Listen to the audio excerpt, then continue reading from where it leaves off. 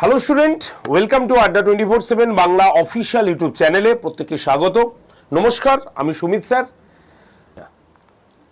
আজকের এই ভিডিওটা এই কারণেই করতে এসেছি যে একটি অথেন্টিক নিউজ যার নোটিফিকেশন অলরেডি রেডি, ভোটের আগেই বেরোবে, এই রকমই চিন্তাভাবনায় ছিলাম আমরা। আজকে সেই পরীক্ষাটি ভোটের জন্য, হয়তো সরকারের জন্যই বলতে পারো, নোটিফিকেশনটা কিন্তু ভোটের পরে চলে গেল এবং এর শর্ট নোটিফিকেশন আগেই ছিল, ইন্ডিকেটিভ নোটিফিকেশন। ফুল নোটিফিকেশন আসার কথা ছিল আর কি, কিন্তু সেটা আসতে পারলো না। সেই পরীক্ষাটা হচ্ছে এমন একটি পরীক্ষা যেখানে তুমি একদম বলতে পারো অফিসার র্যাঙ্কের পরীক্ষা, যার কোনো মেন্স নেই, মানে একটা স্টেপেই পরীক্ষা। এবং যারা গ্র্যাজুয়েশন করেছি বা গ্র্যাজুয়েশন করে বসে আছি তাদের জন্য একটা বড় অপরচুনিটি। হ্যাঁ, আমি সেই পরীক্ষার কথাই বলছি, যে পরীক্ষার নাম হচ্ছে ইন্ডাস্ট্রিয়াল ডেভেলপমেন্ট অফিসার। যে অফিসার র্যাঙ্কের পরীক্ষায় তোমাকে মেন্স পরীক্ষা দিতে হয় না, শুধুমাত্র প্রিলিমস পাস করলেই তোমার চাকরি হয়ে যায়। তবে এই কথাগুলো কেন বলছি?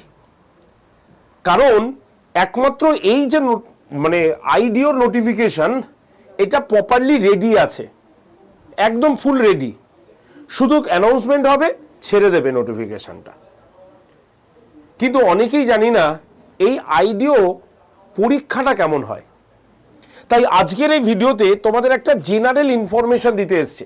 আমি বলবো না যে তোমরা এই ব্যাচটা কেনো, আমি কোনো পেড ব্যাচের কথা আজকে কিন্তু বলতে আসিনি এই ভিডিওতে। তাই আজকের এই ভিডিওটি তুমি প্রথম থেকে শেষ পর্যন্ত যদি লক্ষ্য করে দেখো, তাহলে তুমি দেখবে অথেন্টিক কিছু খবর তুমি পাবে, কিছু ক্রাইটেরিয়া তুমি বুঝতে পারবে, যেটা এভারগ্রিন। তোমার যখনই নোটিফিকেশনটা আসবে, তুমি একবার এই ভিডিওটিকে চালিয়ে দেখে নেবে। তোমার আশেপাশে আর একাধিক নোটিফিকেশনের ভিডিও দেখে সময় নষ্ট হবে না, এইটুকু গ্যারেন্টি আমি তোমাকে দিলাম আজকের এই ভিডিওটা শুরু করার আগে। তাই একটাই তোমাদের ছোট্ট রিকোয়েস্ট করব, তোমাদের জন্যই এই চ্যানেলটা, তোমাদের নোটিফিকেশন জানানোর কাজটাই আমাদের। তাই যারা যারা নোটিফিকেশন সঠিকভাবে জানতে পারো না, যে কোন পরীক্ষার কোন নোটিফিকেশন আসছে, ফর্ম ফিল আপ কোন পরীক্ষার চলছে, লাস্ট ডেট কবে ফর্ম ফিল আপগুলোর, তার জন্য বলছি, তাদের উদ্দেশ্যে বলছি, তথা সবার উদ্দেশ্যেই বলছি, যারা এখন এই চ্যানেলটা সাবস্ক্রাইব করোনি, দেখো এই ভিডিওর নিচে সাবস্ক্রাইব বলে একটা লাল বাটন আছে, সেখানে ক্লিক করে দাও আর পুরো ভিডিওটা দেখে নাও। সাবস্ক্রাইব করতে পয়সা লাগে না, সুবিধা একটাই, যখনই যা নোটিফিকেশন আসবে তার নিউজ, তার ভিডিও তোমার কাছে ইউটিউব চ্যানেলেই শো করবে, তুমি এবার সেটাকে দেখতে পারবে। তাই তুমি ভোলার ইচ্ছা করলেও তুমি ভুলতে পারবে না যদি এই চ্যানেলটিকে সাবস্ক্রাইব করে রাখো, কারণ একমাত্র অথেন্টিক খবর আমরা তোমাকে দেব। চলো দেখে নিই আজকের এই ভিডিওতে আমরা কি কি আলোচনা করব। আজকের এই ভিডিওতে আমরা ওয়েস্ট বেঙ্গল পিএসসি আইডিও 2026-এর কি কি আলোচনা করব। শূন্যপদ আপডেট, কতগুলো আমাদের এই মুহূর্তে দাঁড়িয়ে আমাদের শূন্যপদ রয়েছে সেটা আমরা জানবো, ঠিক আছে। 2 নম্বর জানবো, এই যে আইডিওর পদে তুমি চাকরি করবে, তোমার স্যালারি কত হবে, এখন ইন হ্যান্ড স্যালারি কত পাবে। আর কি কি আমরা জানবো পরীক্ষার পদ্ধতি, কিভাবে তুমি পরীক্ষা দেবে, তোমার বয়স কত হলে তুমি পরীক্ষাটা দিতে পারবে এবং যোগ্যতাটা কি লাগবে, পরীক্ষার সম্পূর্ণ প্যাটার্ন কি হবে, সমস্ত কিছু আমরা আজকে এই ভিডিওর মাধ্যমে জেনে নেব। কোনো পেড ব্যাচের কথা নয়, একদম জেনারেল ইনফরমেশন, এবং এই ইনফরমেশন তোমার কাজে লাগবে আর কিছুদিন পরেই। তার জন্যই প্রথম থেকে দেখে নাও এবং তোমরা ওই জায়গাগুলোকে রেডি করো। তো চলো কি আছে আমরা একটা একটা করে আলোচনা করব। সবার প্রথমে এর অথেন্টিক নোটিফিকেশনটা দেখাই। এই যে নোটিফিকেশনটা দেখছো, এই নোটিফিকেশনটা আউট হয়েছে 24/12/2024, মানে আজকে প্রায় 26, এখন 1 বছর আপ হয়ে গেছে, ঠিক আছে। তো এই যে 1 বছর আপ হয়ে গেছে, এর ফুল নোটিফিকেশন এখনো আমাদের কাছে আসেনি, মানে একদম রেডি নোটিফিকেশন। শুধুমাত্র নোটিফিকেশনটা অ্যানাউন্সমেন্ট করবে। আমরা তো সবাই ভেবে নিয়েছিলাম ভোটের 1 মাস আগেই নোটিফিকেশন জারি করে দেবে, এমন অবস্থা। ভেতর থেকে যা খবর ছিল পাক্কা খবর, এবং এই খবরটাও একদম পাকা খবর। কিন্তু ওই যে বললাম, উদ্যোগ না নিলে বেরোবে না। আর তার জন্যই নোটিফিকেশনটা আটকে গেছে। এটা হচ্ছে অফিসিয়াল নোটিফিকেশন, পিএসসির অফিসিয়াল ওয়েবসাইট থেকে তোমাদের আমি তুলে এনেছি, যেখানে ইন্ডাস্ট্রিয়াল ডেভেলপমেন্ট অফিসারের কথা বলা হয়েছে। এবার কতটা সিট আছে দেখো, ডাব্লিউবিসিএস যদি দেখো তাহলে কটা সিট থাকে, আমরা কি সেই সিটটা দেখে পরীক্ষা দিই? ডাব্লিউবিসিএস এর কোনোদিনও সিট বেরিয়েছে, ভ্যাকেন্সি কত আছে বেরিয়েছে তোমরা দেখেছো নিচে কোথাও? দেখতে পাবে না। তেমনি ইন্ডাস্ট্রিয়াল ডেভেলপমেন্ট অফিসারেরও কতটা সিট আছে সেটা আমরা কেউই বলতে পারবো না। তবে যেইটুক খবর পিএসসির মহল থেকে তোমাদের সামনে আপডেট হয়ে আগেও এসেছিল, তার নিরিখে বলে থাকি 300 থেকে 400 ম্যাক্সিমাম ভ্যাকেন্সি হতে পারে। এই যে শুনলে 300 থেকে 400, মনটা ভেঙে গেল তো, যে স্যার এত কম পোস্টের জন্য পরীক্ষা দেব। তুমি ভাবো তাহলে এই চিন্তা ভাবনা যদি তোমার মধ্যে হয়, তোমার দেখা দেখি আরেকজন হবে, তার দেখা দেখি আরেকজন হবে, তাহলে দেখা যাবে একটা বিশাল বড় ছাত্র সমাজ বা ছাত্রী সমাজ তারা যদি মনে এই নেগেটিভ জিনিসটা নিয়ে নেয়, তাহলে তো আর পরীক্ষাটা আরও বেশি সোজা হয়ে যাবে, কারণ কম্পিটিটারই চলে যাবে। আরে মানুষ 10টা পোস্টের জন্য জান প্রাণ দিয়ে লড়ে, এখানে তো প্রায় 400-র ওপরে পোস্ট এমনি রয়েছে, এরপরে আরও বেড়ে যাবে। তাহলে তুমি এই চিন্তা ভাবনা করছো?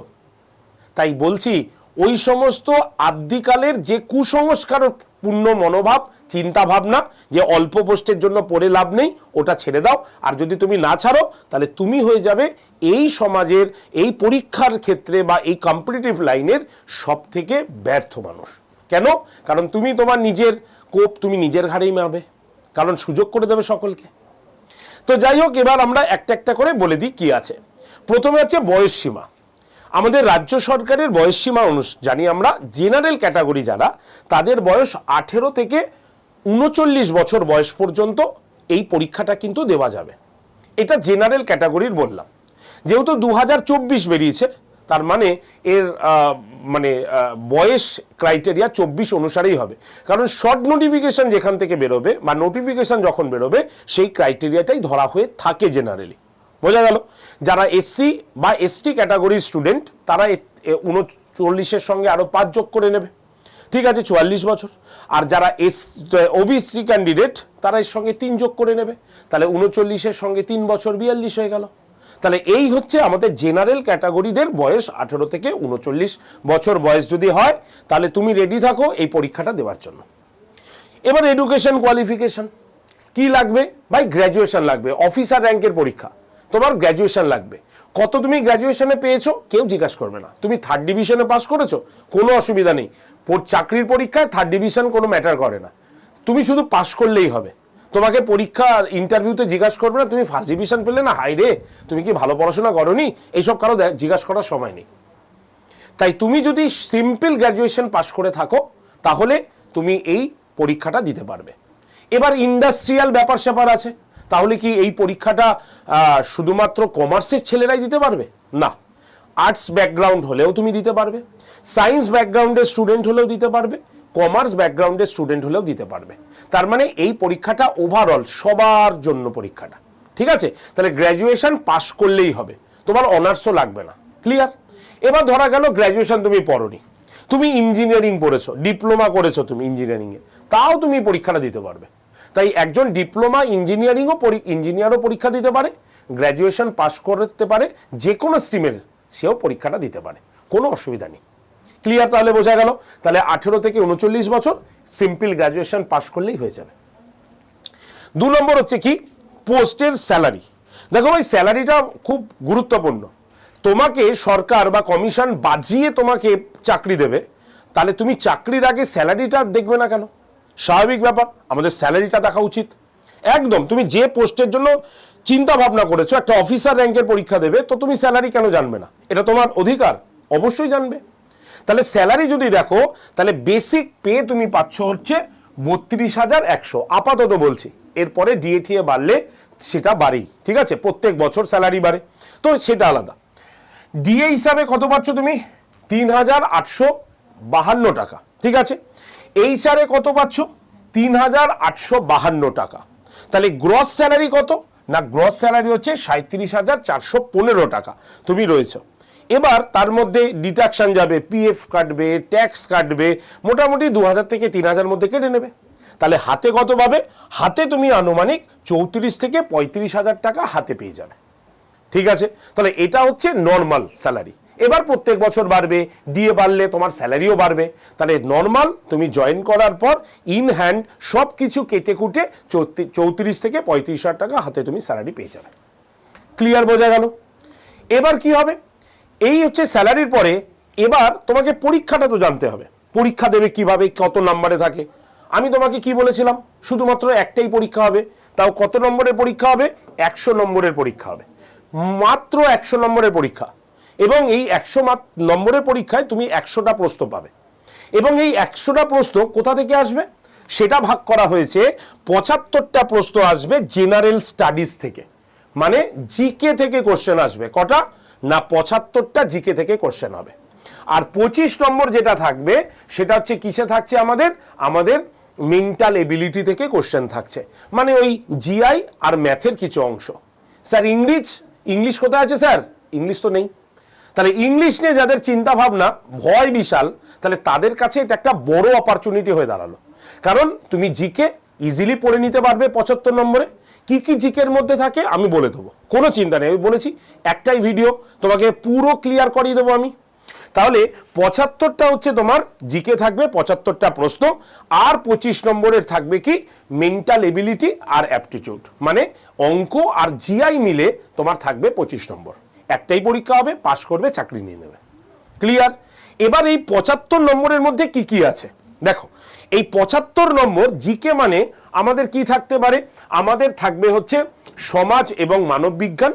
ঠিক আছে, এই জায়গাটা দেখে ভয় কেউ পাবে না, এখান থেকে খুব লিমিটেড আসে এবং সেটা হিস্ট্রি বেস। ঠিক আছে, আচ্ছা, স্টেট থেকে মানে পলিটি থেকে কোশ্চেন আসে, আমাদের বিভিন্ন কালচারাল জায়গা থেকে এবং অর্থনীতি থেকে কোশ্চেন আসে। এবার আমি একটা একটা করে বুঝিয়ে দিচ্ছি। দেখো, স্টেট এবং অ্যাডমিনের মধ্যে আমাদের পলিটিক্যাল সায়েন্স, রাষ্ট্রবিজ্ঞান, বিভিন্ন রকম আর্টিকেলগুলো থেকে বেশ কোশ্চেন আসে। ম্যানেজমেন্ট বিজ্ঞান থেকে কোশ্চেন আসে। আর মিলিটারি সায়েন্স মানে সামরিক বিজ্ঞান। এই যে সামরিক বিজ্ঞান, এগুলো কি বলতো, তোমাকে কারেন্ট অ্যাফেয়ার্সে পড়তেই হয় এগুলো। ঠিক আছে, অর্থাৎ কারেন্ট ইভেন্টগুলো তোমার এখানে দিতে হবে। আচ্ছা, এই যে ম্যানেজমেন্ট সায়েন্স, এটা কি? ম্যানেজমেন্ট সায়েন্স হচ্ছে বিভিন্ন রকম, এখানে কোশ্চেন থাকবে তোমার বিভিন্ন রকম এগ্রিমেন্টের সম্পর্কে, এইগুলো কারেন্ট অ্যাফেয়ার্স বেস থেকে তোমরা পেয়ে যাবে। যদি আমরা কালচারাল এবং কমার্সের মধ্যে আসি, তাহলে হিস্ট্রি, জিওগ্রাফি থাকে এবং কিছু স্ট্যাটিক জিকে থাকে, যেমন ধরো ফোক ডান্স, যেমন ধরো প্রতীকী বিজ্ঞান, আর্ট, শিল্প, এগুলো সম্পর্কে থাকে। আর ইকোনমিক, ভারতের ইকোনমিক বিষয়গুলো থাকে। তার মানে তুমি যদি current affairs, history, geography, polity, science, ঠিক আছে, এবং স্ট্যাটিক জিকে পড়ে নাও, তাহলে তোমার এইগুলো সব কিছু কোয়ালিফাই হয়ে যাচ্ছে। মানে কোয়ালিফাই মানে তুমি কোশ্চেন পেয়ে যাচ্ছ। তাহলে তোমার আলাদা কিন্তু কিচ্ছু নেই, নামগুলো আলাদা রয়েছে। এই যে অ্যানথ্রোপোলজি তুমি কি পড়বে? আমাদের হিস্ট্রিতে যদি দেখো, তাহলে হিস্ট্রিতে প্রাচীন প্রস্তর যুগ, এটাই তো অ্যানথ্রোপোলজির বিষয়। সিন্ধু সভ্যতার স্রষ্টা কে ছিলেন? দ্রাবিড় জাতি, প্রোটো অস্ট্রালয়েড, মঙ্গোলয়েড, আলপদিনারিক, তুমি তো হিস্ট্রিতেই পড়ে নিচ্ছ ভাই। তাহলে আলাদাভাবে এই অ্যানথ্রোপোলজি দেখে তুমি যদি ভয়ে থরথর করে কাঁপো, তাহলে হবে না, কারণ এইগুলো হচ্ছে জায়গা নয়। আর কি আছে আমাদের? এই যে জিনিসটা, এটা তোমাকে একটুখানি দেখতে হবে। কি আছে এটা? পশ্চিমবঙ্গের লেটেস্ট অ্যাডমিনিস্ট্রেটিভ ম্যাপ, মানে সাধারণ বিষয়বস্তু। রাজ্যের, যেহেতু এটা ইন্ডাস্ট্রিয়াল ডেভেলপমেন্ট অফিসার, সেহেতু এখানে রাজ্যের শিল্পায়ন পরিকাঠামো। তোমরা বলতে পারো স্যার রাজ্যে তো শিল্পই হয়নি, তাহলে পরিকাঠামো কি করে হবে? আরে ওইগুলো বললে হবে না, তোমাকে কোশ্চেন তো দেবে, এবং সেই কোশ্চেনগুলো আমাদের হলদিয়া থেকে হতে পারে, বিভিন্ন জায়গা থেকে হতে পারে। তো এই ইন্ডাস্ট্রিয়াল যে পশ্চিমবঙ্গের যে জায়গাগুলো আছে, সেইখান থেকে কিছু জেনারেল নলেজ তোমার থাকবে। ঠিক আছে, এবং ভবিষ্যতে আর কি কি শিল্পের চিন্তাভাবনা এসছে সেইটা থাকবে। দেখো, পশ্চিমবঙ্গে শিল্প খুবই কম, তাহলে এখান থেকে তোমাকে ওই গুটি কয়েকই প্রশ্ন দেবে, তাই চিন্তা করার কোনো জায়গা নেই, এটা থাকবেই। কারণ ইন্ডাস্ট্রিয়াল ডেভেলপমেন্ট অফিসার, পশ্চিমবঙ্গের কোথায় ইন্ডাস্ট্রি তৈরি হয়েছে সেটাই যদি তুমি না জানো, তাহলে কি করে হবে? তাই এই পার্টটা তো তোমাকে দেওয়াই হবে, আর এই পার্টটা তুমি কারেন্ট অ্যাফেয়ার্সে কভার করে দেবে। ক্লিয়ার? এবার আসি মেন্টাল এবিলিটি। দেখো, মেন্টাল এবিলিটির মধ্যে কি আছে? নর্মাল তুমি যেমন পরীক্ষা দাও আর কি, কি কি পড়ো তুমি? দেখো তো, তুমি পড়ো না তোমার বিভিন্ন তোমার relationship, word function, letter number series পড়ো না, ডায়াগ্রাম, বিভিন্ন রকম ব্লাড রিলেশন, ঠিক আছে, এই যে তোমার জিকে তোমার জিআই এর যে চ্যাপ্টারগুলো সেটাই তোমার থাকে, মানে XYZ যে পরীক্ষাগুলোতে থাকে ব্যাংকিং সেক্টর বাদে সেই জিকেগুলো মানে জিআইগুলো তুমি যদি করে নাও তাহলে তুমি এখান থেকে পেয়ে যাবে। অ্যারিথমেটিকে কি আছে? পার্সেন্টেজ, ঠিক আছে, শতকরা, profit lost, discount, simple and compound interest, আচ্ছা, ratio and proportion, partnership, time and work, distance, ঠিক আছে, আচ্ছা, নাম্বার সিরিজ, ফ্র্যাকশন, সিম্পলিফিকেশন, লসাগু গসাগু, এই হচ্ছে তোমার সিলেবাস। আরে ভাই তুমি যা যা পড়ছো না সেম জিনিসটা তোমার এখানে পড়তে হবে, খালি এক্সট্রা কি পড়তে হবে, ওই যে রাজ্যে কি কি শিল্প গড়ে উঠেছে সেইটা তোমাকে পড়তে হবে, আর কিচ্ছু নেই, বিশ্বাস করো। তাই এই একটাই মাত্র পরীক্ষা যেটা 100 নম্বরের, তুমি শুধুমাত্র একটাই পরীক্ষা দেবে, তুমি ওয়েস্ট বেঙ্গলের আর কোনো অফিসার র্যাঙ্কের পরীক্ষা পাবে না যেখানে তুমি একটা পরীক্ষা দিয়েই তুমি পাশ করলেই তোমার চাকরি হবে, একমাত্র ইন্ডাস্ট্রিয়াল ডেভেলপমেন্ট অফিসারেরই হবে। তাই যদি তুমি এই পরীক্ষাটা দিতে চাও, যখনই এর ফর্ম বেরোবে, যখনই এর নোটিফিকেশান বেরোবে, একবার এই ভিডিওটাকে আরও একবার দেখে নেবে। আমি আগেই বলেছি, আমি এই ভিডিওতে কিছু প্রমোশন কিন্তু করতে আসিনি, আমি একটা জেনারেল ইনফরমেশন দিতে এসেছি। এই ইনফরমেশনটা তোমার কাছে যদি থাকে এবং এই যে স্বচ্ছভাবে আমি ইনফরমেশনটা তোমার সামনে শেয়ার করলাম, সেটা তোমাকে পরবর্তীকালে যখন এর ফুল নোটিফিকেশন আসবে তখন কিন্তু তোমার কাজে লাগবে।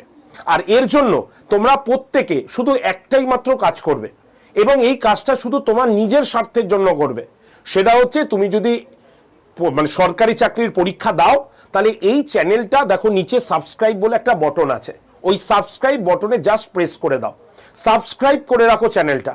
তার ফলে কি হবে, যত শুধু আইডিও নয়, ভোটের পরে আমাদের কেন্দ্রীয় সরকারের, রাজ্য সরকারের, ব্যাংকের, যে কোনো সরকারি চাকরির যখনই অ্যানাউন্সমেন্ট হয়ে যায়, ফর্ম ফিল আপ শুরু হয়, লাস্ট ডেট, সব কিছু আমরা শো করে থাকি।